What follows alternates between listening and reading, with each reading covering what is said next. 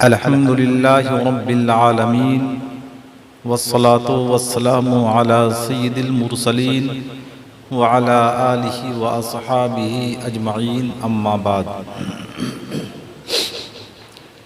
फ़अऊज़ु बिल्लाहि मिनश शैतानिर रजीम।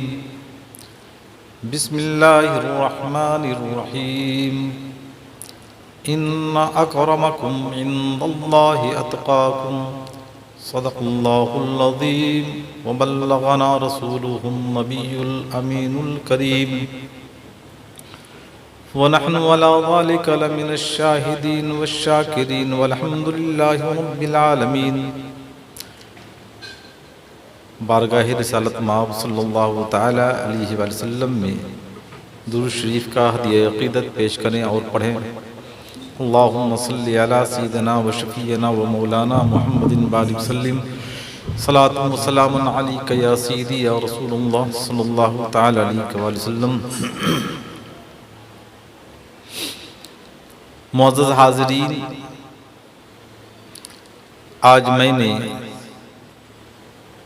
जिस आयत करीमा की तिलावत करने का शरफ हासिल किया वह आयत मुबारक यह है, इन्ना अकरमकुम इंदल्लाहि अत्क़ाकुम, बेशक तुम में ज़्यादा मुकर्रम अल्लाह तबारक व तआला के नज़दीक मुत्तक़ी है, जिसके अंदर तक़वा हो। आज असर हाजिर में आप अपने माथे की निगाहों को फैला कर देखें तो आपको इस बात का इल्म होगा कि तक़वा शियार इंसान इस कायनाती गिद्दी पर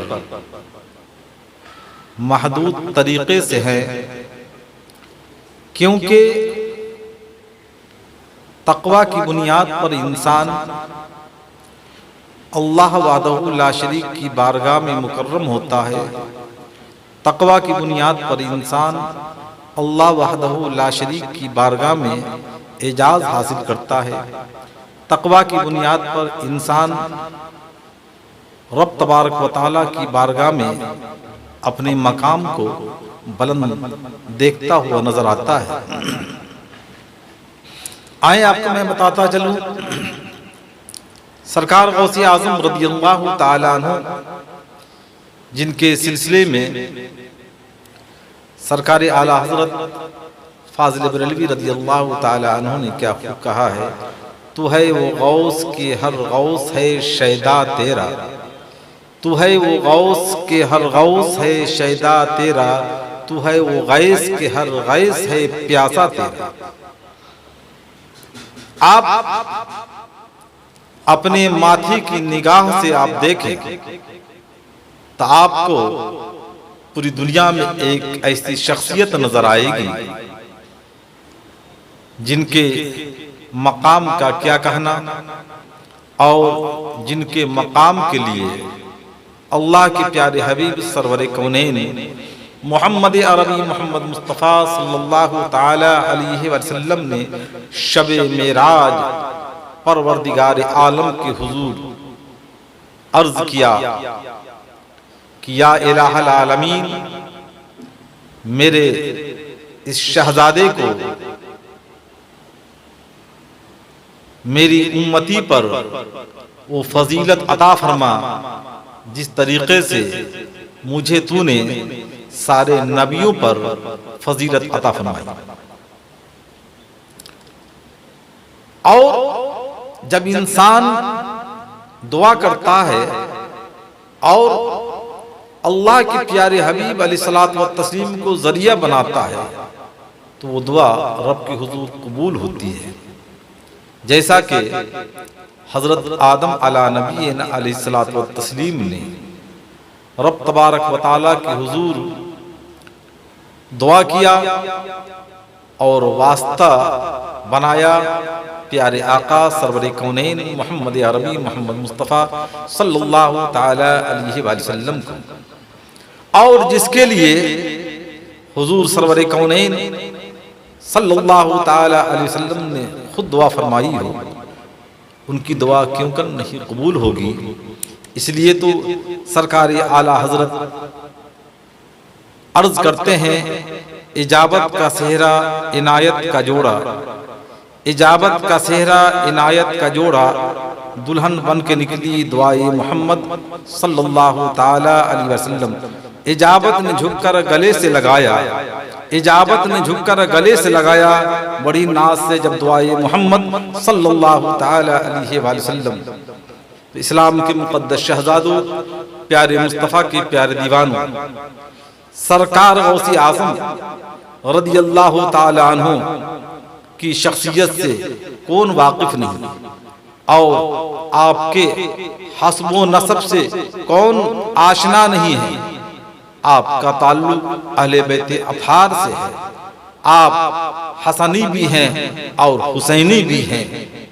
लेकिन आए आपको बताता चलूं, सरकार गौसी आज़म रदियल्लाहु ताला अन्हु हम्बली हैं, यानी इमाम अहमद बिन हम्बल रदियल्लाहु ताला अन्हु की तकलीद करते हुए नजर आ रहे हैं।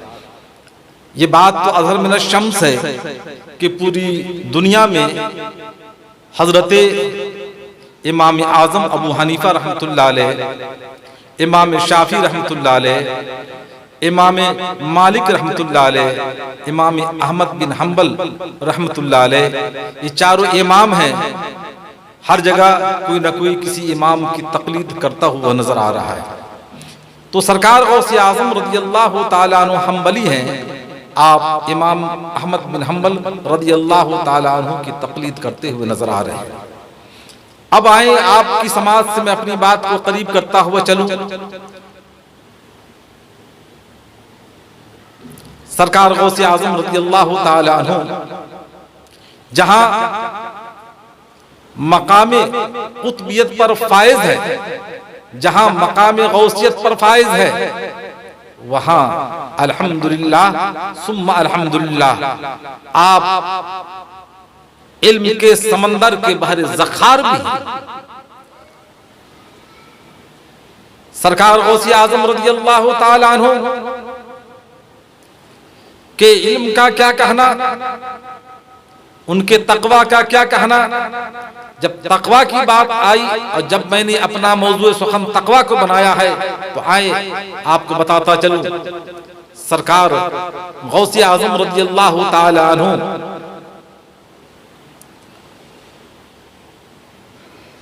आप जिनसे मुरीद हैं वो सैयद नहीं। आपके जहन में ये सवाल पैदा हो सकता है कि सरकार गौसी आज़म रदियल्लाहु ताला अन्हु सैयद हैं, लेकिन आप सैयद से मुरीद नहीं है। ये जहन से बात टैली नहीं कर रही है। तो मैं आपको बताता चलूं कि इंसान के लिए जरूरी नहीं है कि मुरीद बनने के लिए वो सैयद को अपना पीर बनाए। हजरत शेख अबू सईद मखज़ूमी रहमतुल्लाह अलैह आपके पीरो मुर्शिद हैं, और आपके पीरो मुर्शिद सैयद नहीं हैं, जबकि सरकार गौसी आज़म रदियल्लाहु ताला अन्हु सैयद है। आप हजरत अबू सईद मखज़ूमी रहमतुल्लाह अलैह से मुरीद क्यों हुए? अगर हस्ब व नसब को देखना होता तो आप उनसे मुरीद ना होते। सरकार गौसी आज़म रदियल्लाहु ताला अन्हु ने अपने पीर मुर्शिद के तकवा को देखा, उसी तकवा की बुनियाद पर आप उनसे मुरीद हुए। आए आपको बताता चलूं, हुजूर सैयद मखदूम अशरफ सिमनानी रहमतुल्लाह अलैह सैयद है, लेकिन आपके पीर मुर्शिद हजरत अलाउल हक पन्नवी रहमतुल्लाह अलैह और हजरत अलाउल हक पन्नवी रहमतुल्लाह अलैह का सिलसिला जो है हजरत खालिद बिन वलीद रदियल्लाहु ताला अन्हु से है। और हजरत अलाउल हक पन्नवी रहमतुल्लाह अलैह सैयद नहीं है, लेकिन यहाँ पर हस्बो नसब को नहीं देखा, बल्कि यहाँ तकवा को देखा कि हजरत सैयद मखदूम अशरफ सिमनानी रहमतुल्लाह अलैह ने जब अपने पीर का इंतखाब किया तो सैयद अलाउल हक हजरत अलाउल हक पन्नवी रहमतुल्लाह अलैह का इंतखाब किया। आए आपको बताता चलूं, बंदा नवाज रहमतुल्लाह अलैह गुलबर्गा शरीफ में आप आराम फरमा रहे हैं।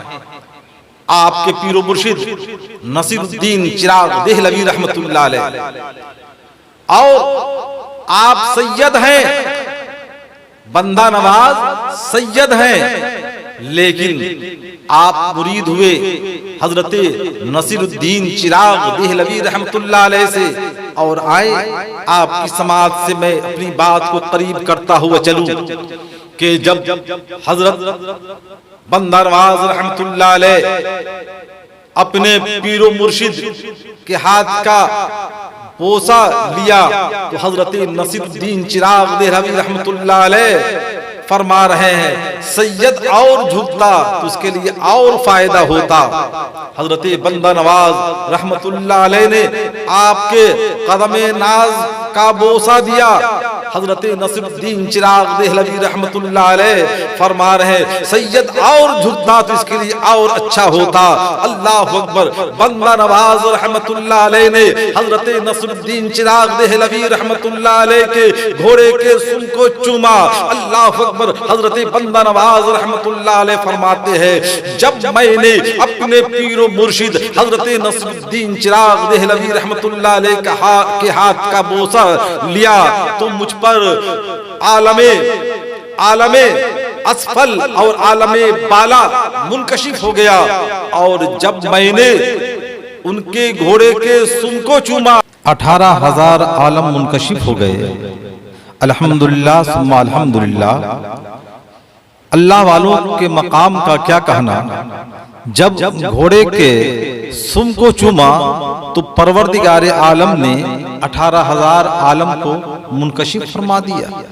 आए आपकी समाज से करीब करता चलूं, सरकार गौसी आजम रज़ियल्लाहु ताला अन्हु के तकवा को देखें आप कि आपने अपने पीरो मुर्शिद को इख्तियार किया तकवा की बुनियाद पर, और सरकार गौसी आजम रज़ियल्लाहु ताला अन्हु का तकवा ही नहीं बल्कि आप जहां मैदान तकवा में एक फायजुल मराम नजर आ रहे हैं वहीं आप बेहतरीन दरसे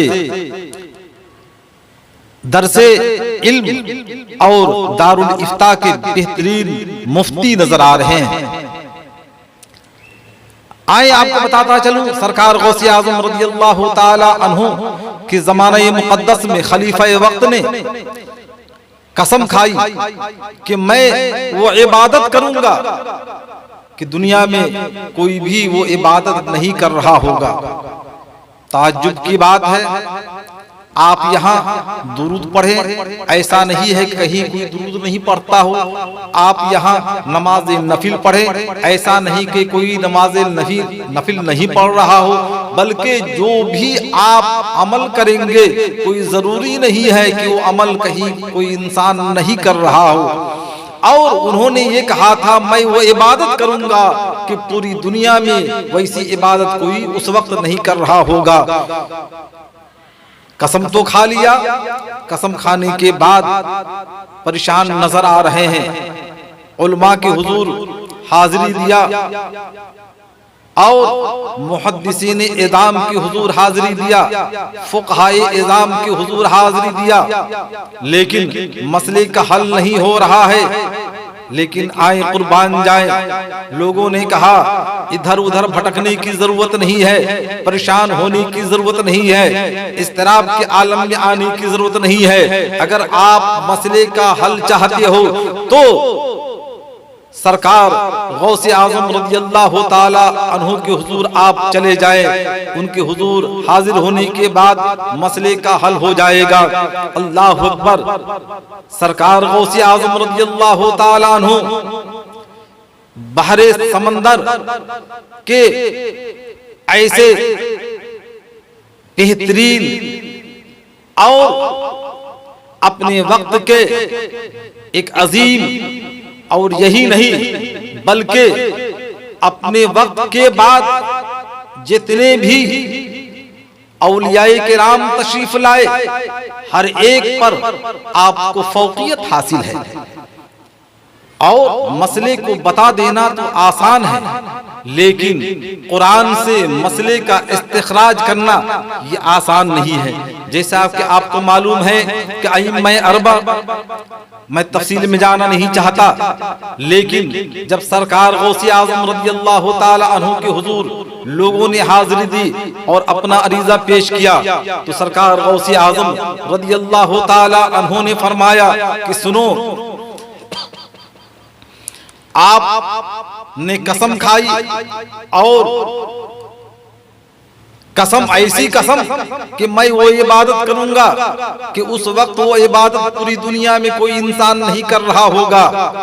आपको मैं मसला बताता हूँ, आपकी हुकूमत है और एक हाकिम का दूसरे हाकिम से ताल्लुक होता है, एक बादशाह का दूसरे बादशाह से ताल्लुक होता है। आप चले जाएं काबा मुक़द्दसा में, और काबा के इर्द गिर्द जितने भी लोग तवाफ कर रहे होंगे उन्हें आप हटा देना और काबे का तवाफ कर लेना। अल्हम्दुलिल्लाह आपकी कसम भी पूरी हो जाएगी। और उन्होंने कसम इस तरीके से खाई थी कि अगर मैं वो इबादत ना करूं तो मेरी बीवी को तलाक। अल्लाह अकबर, ऐसा अजीम मसला, आप परेशानी के आलम में थे, लेकिन सरकार गौसे आज़म रज़ियल्लाहु ताला अन्हु ने आपकी परेशानी को इस तरीके से हल फरमा दिया कि लोग तसव्वुर नहीं कर सकते थे। जब सरकार गौसे आज़म रज़ियल्लाहु ताला अन्हु ने फरमाया आप चले जाएं और काबे का तवाफ करें, अकेले करें, जितने भी तवाफ करने वाले हो उसको आप दूर कर दे।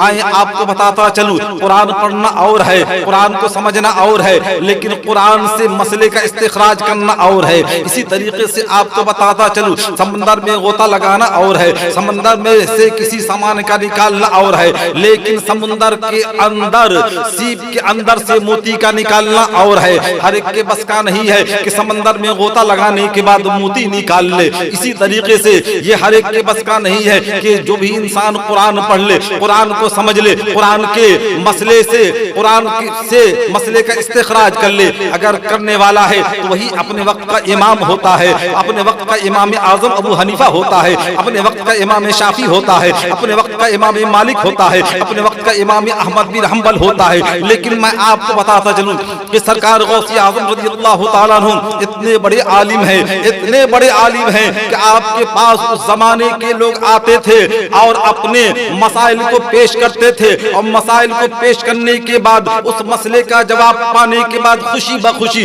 अपने अपने घरों को चले जाते थे। अल्लाह अकबर। लेकिन फिर भी सरकार गौसे आज़म रज़ियल्लाहु ताला अन्हु हंबली है। अल्लाह अल्लाह, इमाम अहमद बिन हंबल रज़ियल्लाहु ताला अन्हु की तकलीद करने वाले हैं। मैं पूछना चाहता हूँ उन नादानों से, वो कहते हैं कि कुरान और हदीस है तो हमें किसी की तकलीद करने की जरूरत नहीं है। मैं उन नादानों से पूछना चाहता हूँ कि सरकार गौसे आज़म रज़ियल्लाहु जैसा कोई ऐसा आमिल या ऐसा वली कामिल या ऐसा मुदब्बिर या ऐसा मुफक्किर है नहीं है और ना नजर आएगा। लेकिन मेरे सरकार गौसे आज़म रज़ियल्लाहु ताला अन्हु भी मुक़ल्लिद है और इमाम अहमद बिन हंबल रज़ियल्लाहु ताला अन्हु की तकलीद कर रहे हैं। आपको मिसाल के जरिए समझाता चलूं, अगर गौसे आज़म रज़ियल्लाहु ताला अन्हु किसी की तकलीद ना करते, फिर भी आपके अंदर इतना इल्म था कि अपने उस इल्म के जरिए अपनी जिंदगी को बहाल कर लेते। लेकिन मेरे गौसे आज़म रज़ियल्लाहु ताला अन्हु ने तकलीद करके अपने रसूल सल्लल्लाहु ताला अलैहि वसल्लम की उम्मती को एक सबक दिया कि कभी भी ऐसा ना हो कि जिंदगी के किसी मरहला में तकलीद ना करो, बल्कि जिंदगी के हर मरहला में किसी न किसी इमाम की तकलीद करो। अगर तकलीद करोगे इसी में तुम्हारी कामयाबी है। इसलिए कि कुरान में कुछ ऐसे मसाइल हैं जो कि मुबहम है और जो कि जाहिर नहीं है, है, लिहाजा उसी मुबहम मसले को जाहिर करने के लिए, उस हकीकत को लोगों के सामने पेश करने के लिए जरूरत है ऐसे इमाम की जो बेहतरीन मुहक्किक हो, बेहतरीन मुदब्बिर हो और मसले का इस्तिखराज अच्छे ढंग से कर सके। अगर करने वाला है तो कोई है तो इमाम आजम अबू हनीफा रहमतुल्लाह अलैह है। और आप चारों इमाम का नाम हमेशा सुनते आ रहे हैं, ये चारों इमाम है। लिहाजा हमारी आपसे गुजारिश है कि अल्लाह तबारक तआला के हुजूर हमेशा दुआ करते रहे, अपने लिए भी दुआ करें, अपने अहबाब के लिए दुआ करें कि परवरदिगार आलम हम तमाम को किसी न किसी की तकलीद करने की तौफीक रफीक अता फरमाए। आमीन बजाहे सय्यिदुल मुरसलीन। अस्सलामु अलैकुम व रहमतुल्लाहि व बरकातुहू।